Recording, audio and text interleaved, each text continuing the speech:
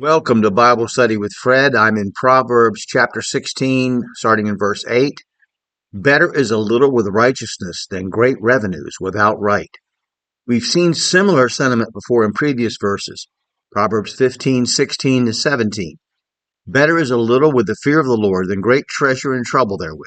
Better is a dinner of herbs where love is than a stalled ox and hatred therewith.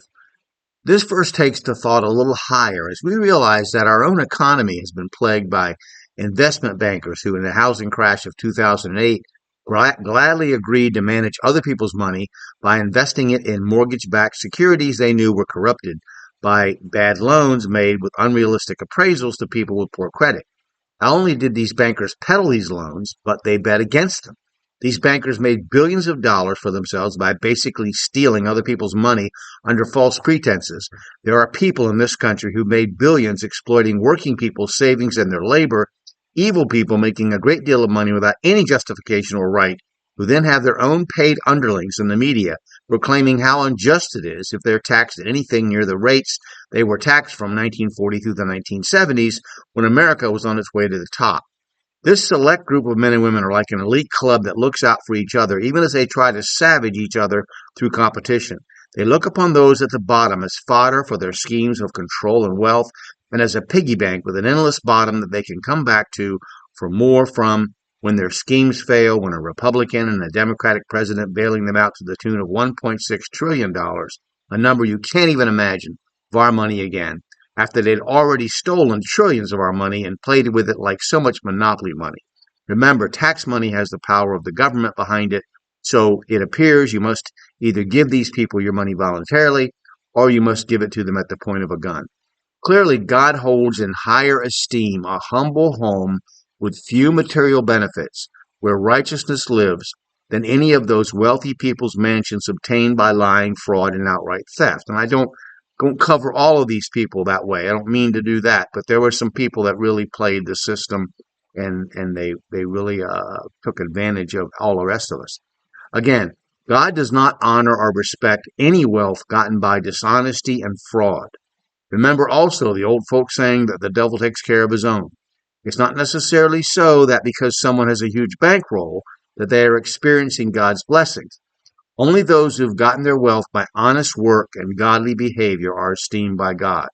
The others are doing the devil's work, and another old colonial American saying goes, when you sup with the devil, you better use a long spoon. Judgment is coming. Okay, let's go to verse 9. A man's heart deviseth his way, but the Lord directeth his steps. Now, there are many folk sayings that go along with this, such as man proposes, but God disposes, or man does the thinking, but God does the driving. John Gill believed this only refers to the actions of a good man who, if he commits his works to the Lord, then God will direct his steps. But there is another way of looking at this as well. Robert Burns, the great Scottish poet, said in his poem, To a Mouse, on turning her up in her nest with a plow, turning her up in her nest with a plow. The best laid schemes of mice and men off gang off the gly, which in our English means the best laid plans of men and mice and men off go awry. So let me read that again. Robert Burns, the Scottish poet, said in his poem, To a mouse, on turning her up in her nest with the plow, the best laid schemes of mice and men gang after gly, which in our English means the best laid plans of mice and men off go awry. As an aside note, the word scheme in British and other English refers not only to plans, not like in America to dirty conniving. Anyway, we make all sorts of plans. We plot out how our life should be and even how our day is to go. But God puts curves and bumps in the road and directs you, if you're a Christian, away from sin and disaster, unless it is to teach you or correct you. He often thwarts evil purposes, knowing your intent and preventing the outcome that would have happened in spite of your thoughts. So the point here may be, as John Gill pointed out, that the Christian whose work is committed to the Lord will not only have his thoughts established, but as was said earlier in an earlier verse, but will also have God direct his steps. Another way of looking at this may be that for all of our plans and plotting out our life, in the end, it is God who decides which way we will go, either by his direct will or by permission. You may think you're going to church that morning, but the person whose car is in the ditch is an opportunity.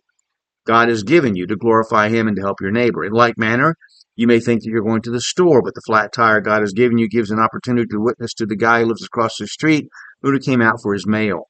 Or in Gill's interpretation of the verse, you feel you've been called to preach and you've done everything you know to prepare, but it is God who will lead you to the doors He's opened for you to preach and establish you as a preacher. The one thing for sure is that it's not in us to direct our own steps. Jeremiah 10:23. I know that the way of man is not in himself, and is not in man that walketh to direct his steps. On a larger note, just look at mankind. At the end of the 19th century, intellectuals thought that mankind was on the verge of a scientific and moral revolution, that a golden age was coming where humanity would lock arms and march forward together into a bright new age of peace, brotherhood, and advancement. It was the intention of governments to have a stable, orderly world and for their nations to be wealthy and powerful, safe and secure. Then the whole world exploded in a century of warfare. The Great War, as it was called at first, did not officially end until 2010, when the last reparations were made by Germany as directed by treaty. Man devised his way, but God directed his steps. And once again, we were taught that without God there is absolutely no hope for mankind. He is totally dominated by wickedness and violence. Now, if I go back to Gill's interpretation, let's look at the other side of the possible explanations of that verse. If you who are called to preach will immerse yourself in that Bible, read it from cover to cover over again, set apart a separate time to study it and cross-reference the verses and pray over it, pleading for light and understanding, then watch God escort you to preaching opportunity after preaching opportunity. He will direct your steps. God opens the doors, and you have only to walk through them. Okay, I'm going to stop there. We'll pick it up in verse 10 next. I'm going to ask you again, like I always do. You know it's coming. Please read your Bible and study your Bible. Cross-reference the verses, pray to God for wisdom and understanding, and share your interpretation with someone else. You can purchase my comments on Amazon. You can follow me on blogger.com. Or just if you watch the video this far, please click like and subscribe or follow. And thank you. Have a good day.